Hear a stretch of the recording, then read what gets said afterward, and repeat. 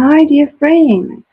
We are here today with the Medium's book, and we are a lot of people all over the world that is taking part in this beautiful effort on Kardec Radio.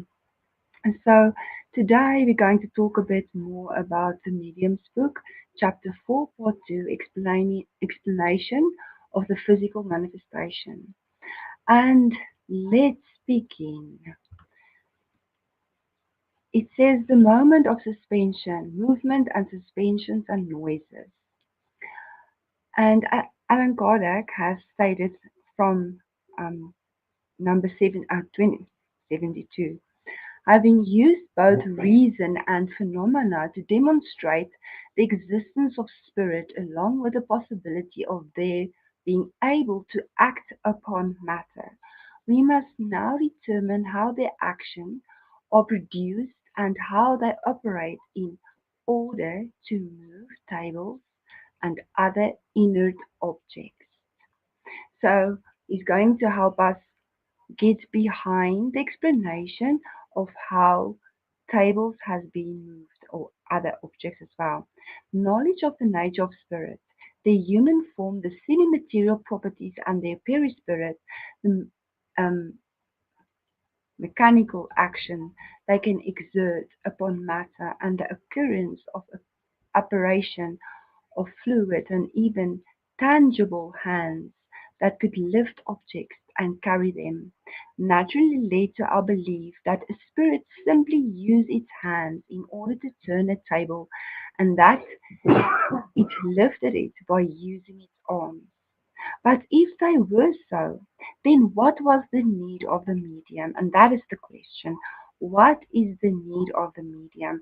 And in the next and in 74, there's a few questions that we're going to talk about to explain all these. And he says, let us first see what the spirit whom we asked had to say about this matter. Okay, and then he continues in 74, universal fluid is the elementary principle of all things. This is the first question, and that is the answer from the spirit. The question is universal. What is the element? And the answer is universal fluid is the elementary principle of all things. It is closest to its simplest form in the fluid known as the magnetic animalized fluid. It combines a portion of the universal fluid with the fluid emitted by the medium in order to move it, the table or whatever. When a table moves underneath your hands, it is because the spirit who has been evoked has taken enough universal fluid to infuse the table with artificial life. Having prepared the table in this way, the spirit attracts it and moves it under the influence of its own fluid, which it admits by exerting its own will. So, our will and the will of the spirit is what moves it with this fluid. And if we um, study this chapter further, we will see that Alan Kardec's going to ask questions. Is, is hands necessary to move? Is it the same as hands? And then we will see that it depends on the spirit. The higher the spirit, the less dense matter. The more evolved the spirit, the less dense matter. And then he explains as well that they need someone or they need this universal fluid of matter to for the spirit to move. In question 12 he says that they say the possesses mental power as the other possesses physical power. When they have need of the latter, they employ those who have it. Haven't we already stated that they use lower order spirits in the same way that you employ porters? It is like saying something to someone to give them an order and then they execute the order. That is how they explain it. If a spirit can't do in it something by themselves, if it's a highly evolved spirit, they use lower order spirits to do something. Matter becomes infused with animal life. The table that moves under your hands is alive with animal-like life and obeys the intelligent being itself. The spirit itself does not push the table as it was some kind of physical load. And when the table rises into the air, the spirit is not lifting it with its arms. Instead, the animated table obeys the impulse given to it by spirit. So that is how the spirit explains it. And in question 16, they say the medium's own fluid is combined with the universal fluid accumulated by the spirit. The uniting of both the animalized and the universal fluids is required in order to endow the table with life. Sorry. However, you must not forget that this life is only momentarily. It stops with this cessation of the fluid's action and often before the process is fully completed. As soon as the amount of the fluid is no longer sufficient to animate the table, it can act without the medium being aware of it. In other words, many persons help spirit to produce certain phenomena without even suspecting it. We understand that as well that the spirit said that um, there is still in all these explanations we still wouldn't understand the full picture how these things work, although they try their best to explain to us. But we also know that um, nature, trees, animals, fluid also can also be used for spirit to move or to be active. The spirit is the cause and the fluid is its instrument.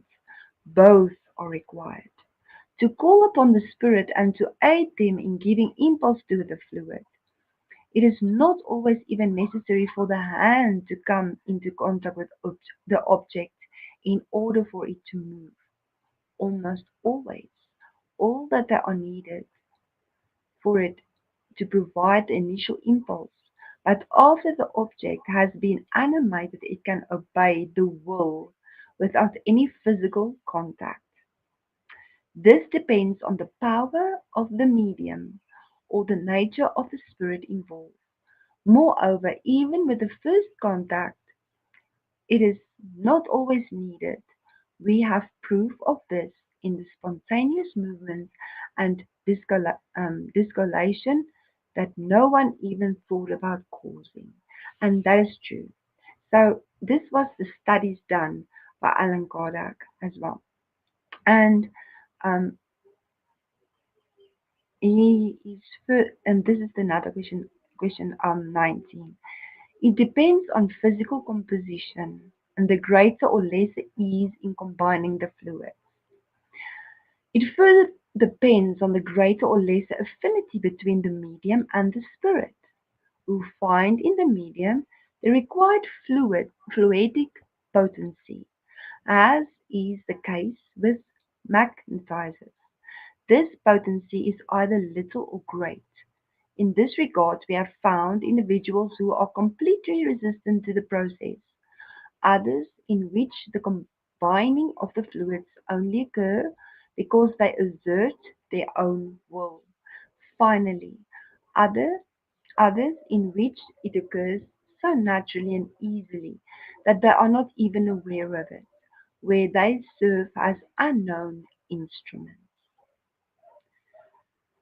And then question 20, they say, can those called electricals be regarded as mediums? And that is the previous answer. He talks about electricals that is not even aware of their power and who doesn't need any fluids from anyone to have this effect.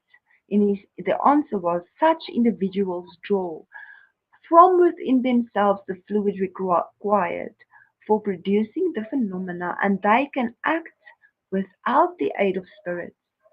They are not mediums per se in the precise meaning of the word. It might happen that a spirit will assist them and take advantage of their natural abilities. Without, however, such individuals are like somnambul- sorry, somnambulists who can act with or without spirits helping them. They do both. We have already stated that matter is no obstacle to spirits, who can penetrate anything. A portion of their perispirit identifies itself, so to speak, with the object it penetrates. Just as they do not use their arms to lift tables, you must realize that they do not have hammers um, at their disposal to produce wraps. Instead, their hammer is the combined fluid that they put into action using their own will to move objects or produces wraps.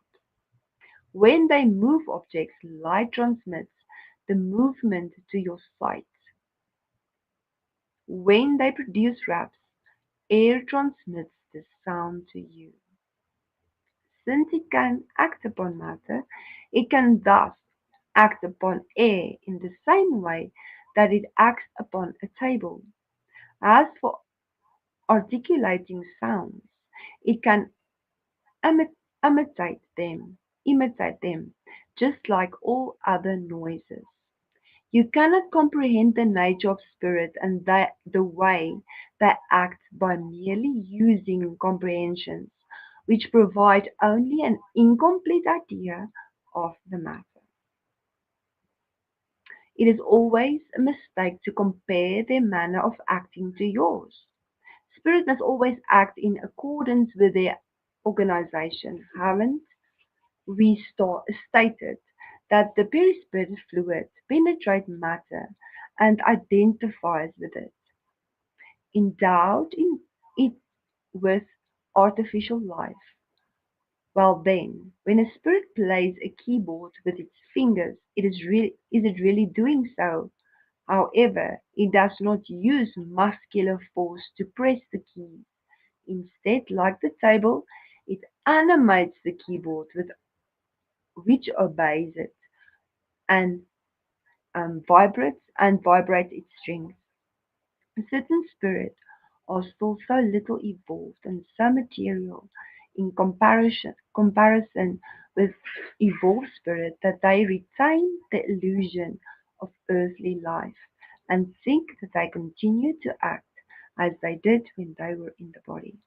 So it is the condensed matter that they still have that with these fluids enable them to still play piano, to move tables, and sometimes to move other stuffs and even produces raps.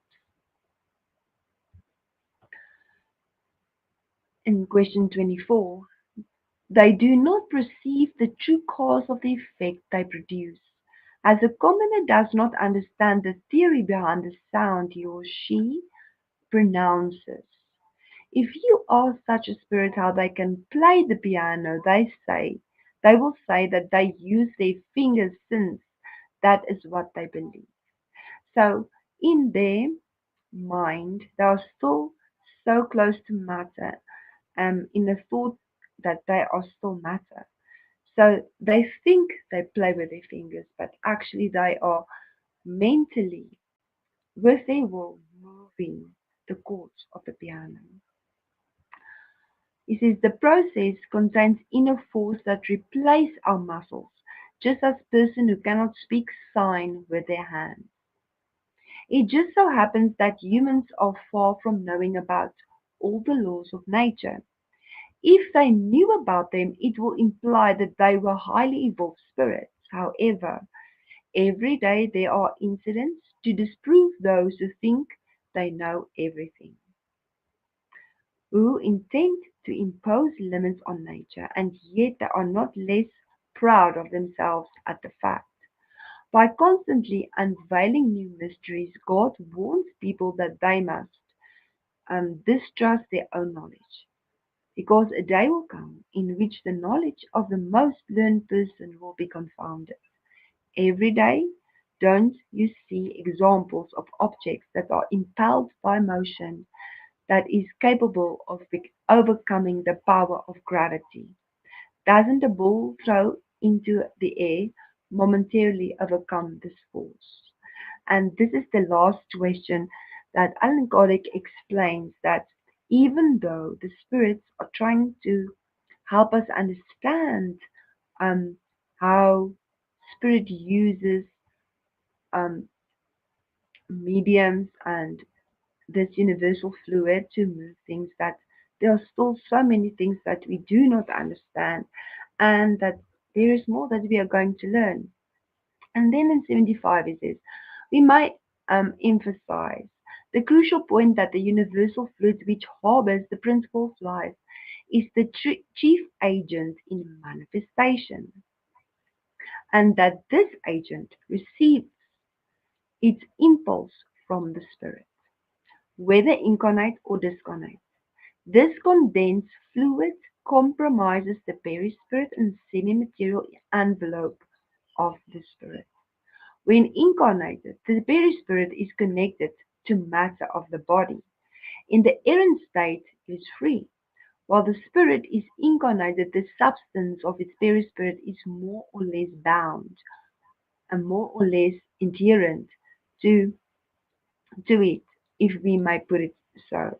In certain individuals, there is a kind of emanation of this fluid as a result of particular conditions of their physical composition, which is, properly speaking, what produces physical effects mediums.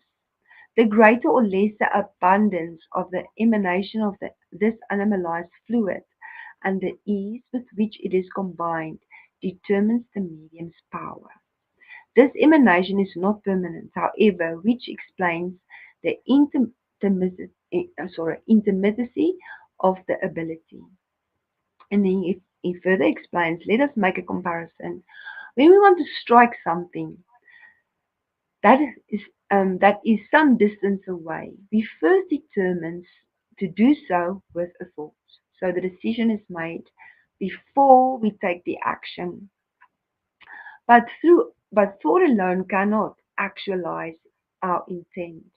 We need an intermediary, which our thoughts will direct: a stick, a projectile, a blast of air, etc.